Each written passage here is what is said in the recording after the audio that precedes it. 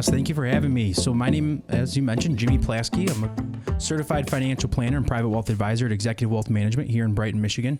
And my real passions as we get into this conversation today is really three things that we're going to talk about: education, inspiration, peace of mind. That as I have conversations with clients and prospects alike, it's how can I educate you as much as you want, inspire you financially and non-financially, but ultimately, just like a realtor, like a doctor, like an attorney, it's a peace of mind. Right. Our job is to make sure that that client can put their head in the pillow and have a peace of mind that they're doing what's best for them. One thing I like to ask my older clients, or an older demographic of clients, I'd say, is if there's something you could have done different financially in your life, what would you have done? And most people say I would have saved sooner, learned quicker, done something with those finances earlier in life. And why isn't that being shared to the next generation? Right. So that's something I'm super passionate about as well, is educating the next generation to say, hey, if our parents said that we should be doing this, then why aren't we doing that? And that's something I see every day as an issue. You're not a box. Your situation's not a box. Mm-hmm. And what works for you may not work for the next person. Absolutely. And it's not a Googleable answer. Yes. And that's an official word in my world. Googleable. Googleable. Warren Buffett was recently asked, hey, why aren't more people like you, wealthy like you? And Warren Buffett said, people don't want to get rich slow, right? Taking the time, allowing money to compound, to grow, to become that net worth. And so I think that's the same part of this conversation of Google, that what value do I as a financial professional bring, right? Probably the same issue that you face as realtors is, right, the financial websites, the Zillows of the world, right? That people think they can go do it themselves. And one of the questions, or one of the things we talked about out of the gate here was talking to older professionals. What are those three things most important to them? And everyone says my family, my health, and my wealth. Well, if we're going to protect our family and our health, why don't we protect our wealth or talk about our wealth? And I think this is a great conversation that you all have spent the time to start this podcast to talk about that, because building wealth is a crucial part of our lives, right? That money is emotional, that the home buying process, the financial planning process is emotional. But what we try to do, I feel, as professionals, right, is take that emotion off, right? Show them the facts. Say, hey, this makes sense for you. This doesn't make sense for you. Let's talk about it, and really kind of show those facts, because everything that we talk about, they can go to Google and find themselves. Right. So if somebody came to you and said, I have a job, I have money, I'm getting married, what do I do next? Awesome. I had this conversation actually last night with a good friend. Wants to buy out a business, buy a house, and buy a car all at the same time. Is he crazy? Right? Exactly. Right. It's that. Does he have a lot of hair? He's not going to have it. No, Yeah, he doesn't. he's Yeah, he's already bald. That's not the good thing. It's really sitting down with the client to understand what's important to them. That when we talk about the home buying process, it's different for everybody. The one thing that I really see in financial planning with the home buying process and in retirement planning in general is this water cooler conversation, right? That, hey, my colleague is my same age, they're doing this, shouldn't I be doing that same thing? The uncle, brothers, aunt, sisters scenario. Your colleague has 7 kids, you have none. It's different. Yeah. Right? Your colleague's 5 years older. Everybody's different. And so it's just water cooler conversation. So when buying that home buying process, when talking to clients about it, it's, do we understand the costs going into it? Do we understand the down payment cost? What is that and what options are available? Right? Can we go into an RD 0 down, or we're going to go conventional at 20%? Can we afford that monthly payment? One thing I'm super passionate about is overpaying all debt. No matter if it's student loans, credit cards, even a mortgage, right? You overpay a mortgage. I'll give my example. Bought a house in April. I overpay my mortgage by $175 a month. I take 8.5 years off my mortgage. Wow. Right? By $175 a month, 8.5 years off the balance. That's a lot of time. And that's what anybody can do, Yeah, right? And so it's just understanding, I don't have to move into that $500,000 house, right? I can move into maybe a lesser house that I can afford to pay off. My personal situations, I talked about the house I bought, is I rented for 2 years. And that's a big conversation as a financial planner. People say, hey, why are you renting? You're a financial planner. You're throwing your money away. It wasn't fit for you. Right. I wasn't sure where I wanted to live. Right. I grew up in the other side of town. I was working here. I just wasn't sure where I wanted home to be. So renting made sense for me. Yeah, financially it didn't, but that personal side does. Right. And that's, I think, something that we have to talk about financially, is there's always that financially right answer, and then there's that human answer. Right. And they're not always the same. Mm-hmm. So it's just trying to figure out which one's best. What are some of the financial pitfalls that you think homeowners get themselves into when they're buying or selling or even renting? Yeah, I think one of the biggest pitfalls is just not understanding the total costs.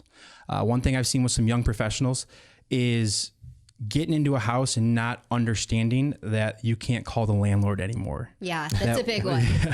That when there's an issue, it's on you. Taxes. And taxes, right? I'm a huge advocate of an emergency savings account. AKA, if that roof goes, if your hot water heater goes and you got to spend $5,000, where's it coming from? Right. It shouldn't be a credit card. It shouldn't be a loan off your 401k. We should have that in savings. And that's a hard message to really get across to some young professionals saying, hey, we want to get you in this house, but you got to have this money in savings and you can't spend it. Right. Again, finding the value of how do I build my net worth? That's by not taking on extra debt. I usually recommend 3 to 6 months. Okay. If you have 3 to 6 months of your fixed expenses, so that's the mortgages, the insurances, right? The fixed outflows, that 2008 comes around, we lose our job. Can we survive for 6 months? Okay. Some people it's 3 months because cash is good. They got a strong job.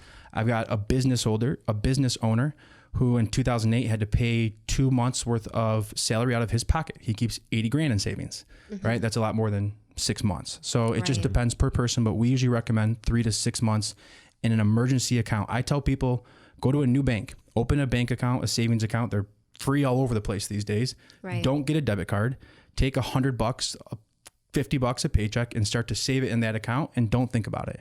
Right. And then you start to build that net worth up $50 at a time that you don't think about. And you usually only miss it the first week or two. Absolutely. Same it's thing. Out of sight, out of mind. Bonuses, tax returns, split them up in a third.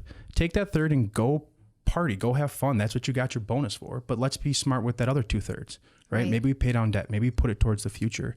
It's just being smart with that money now, allowing it to really work for you in the future. So when is it not advisable for someone to purchase a home? It's a loaded question, right? That, again, it's going to be talking about the age and the demographic of the person, right? Are they in a position logistically where they want to be for a certain period of time? Do they have the money for that down payment if it's required? If not, can they, afford to go somewhere else? Can they afford to do something different? If they can't, then it might not make sense to buy a house at that time. It might make sense to wait a little bit on that cash flow. The one thing that I hear all the time, and we've heard since 2011, is, hey, we're in for another recession. Hey, the housing market's going to collapse again. And again, since 2011, I've been hearing that. We would all be very happy in this room if we bought a house in 2011 and were able to sell it this year. Oh, God, yeah. It's a big bad wolf. All that equity. Oh, man. 2011, we were doing fixing and flipping and buying houses at auction. If I would have kept a tenth and held those houses. Some of the lake property around here, like, oh, man. It's insane that of how that happens. And so it's just taking that saying, okay, on average, the housing market is going to go up. Right. It does. It happens. Yes, we have all personally suffered through a major catastrophe of 2008. And so it definitely has that burning negative feeling sitting there.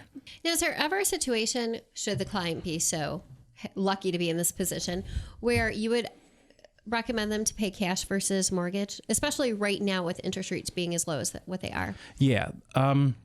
Yes and no. The cash situations are usually pretty far and few between. Right. A lot of the cash situations we see are don't have a house payment, paid off your last house, downsizing. So we just take cash from one and put it into the other. Sometimes in windfalls as well, death or a lottery, like an inheritance or something. But when there's a windfall, that usually trumps cash flow.